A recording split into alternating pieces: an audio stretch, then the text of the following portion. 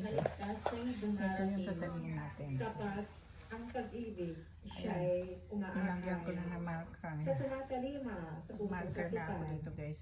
Sa tumatalima, siya'y Yan kaibigan. kasi hindi guard kayo At siya. tagapagturo ng banal na tipan. So, Itaas ninyo ang paningin, kaligtasay dumarating. yung mga marker na natin para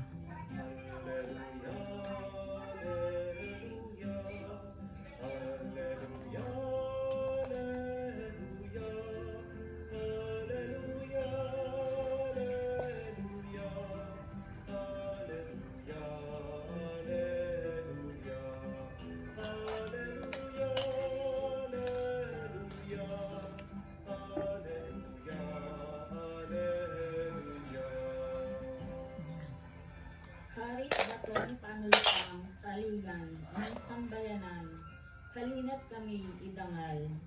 Aleluya, aleluya. Sumainyo ang Panginoon. At sumainyo rin. Ang mabuting balita ng Panginoon ayon kay San Lucas. Papuri sa iyo, Panginoon. Dumating ang Igartil oras kasi ng siya. panganak ni Elizabeth at nagluwal siya ng isang sanggol na lalaki. Nabalitaan ng kanyang mga kapitbahay at mga kamag-anak na siya'y pinagpala ng kailangan Panginoon talaga at nakigalak sila sa kanya. lagyan ng Nang tanong. ikawalong araw, dumalo sila sa pagtutuli ng sanggol.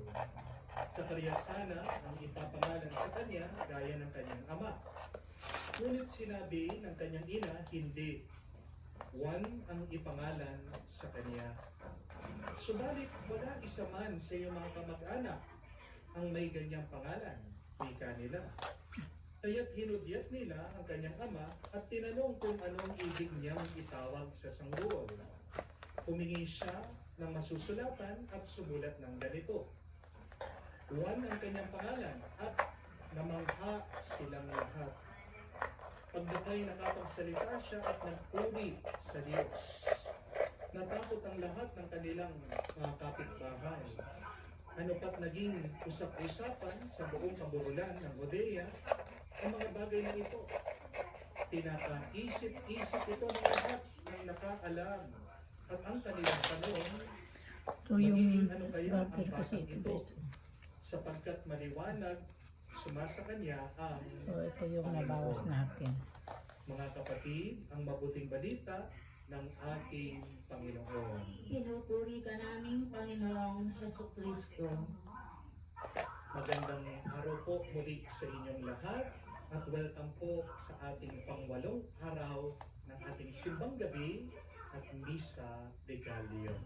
Bakit ba hindi mo dapat sabihin ang iyong problema sa ibang tao? Why should we not say or tell our problems to other people? Tandaan niyo po ito. Remember this. Listen to this. Kasi po, una, 90% na mga nakikinig sa iyong problema, wala naman talagang pakialam sa iyo. Amen? Pero pangalawa, 9% na mga nakarinig ng iyong problema ay natutuwa na may problema ka. 1% Tapos lang ito talaga guys, ang mga dagdagan ko yung garter masaya para at naman. masaya.